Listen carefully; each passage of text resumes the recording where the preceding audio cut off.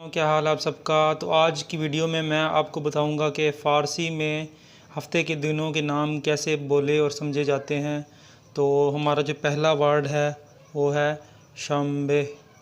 शंबे मतलब हफ्ता, इंग्लिश में होगा सैटरडे।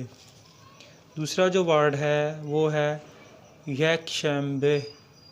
यकशंबे तो ये उर्दू में होगा इतवार और इंग्लिश में होगा संडे। तीसरा जो है दूशंबे।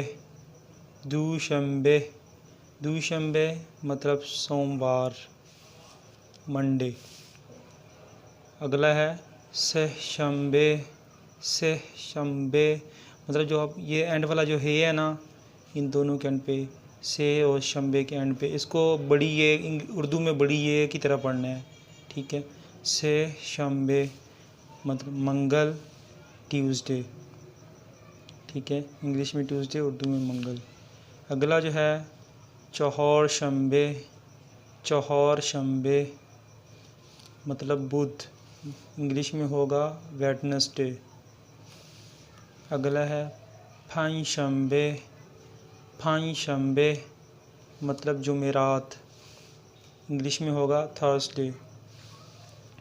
तो आखिरी है जुम्मे। जुम्मे उर्दू में हम कहेंगे जुम्मा, क्योंकि हम हे को अलिफ की तरह पढ़ते हैं और वो हे आखिरी हे को पढ़ते हैं बड़ी ये की तरह, ठीक है। इंग्लिश में होगा फ्राइडे। तो अब मैं एक दफ़ा सबको इकट्ठा पढ़ देता हूँ, ठीक है। शंबे, यकशंबे, दूशंबे, सहशंबे, चौहरशंबे, पांचशंबे, जुम्मे। तो इसी तरतीब से आपने इसका तर्जुमा कर लेना है। हफ्ता, इतवार, सोमवार, मंगल, बुध, जुमेरात, जुम्मा।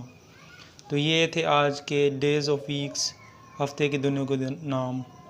तो आप याद रख लीजिएगा। अपना ख्याल रखिएगा। चैनल को सब्सक्राइब करें, वीडियो को शेयर करें, लाइक करें। शुक्रिया। अल्लाह हाफिज़।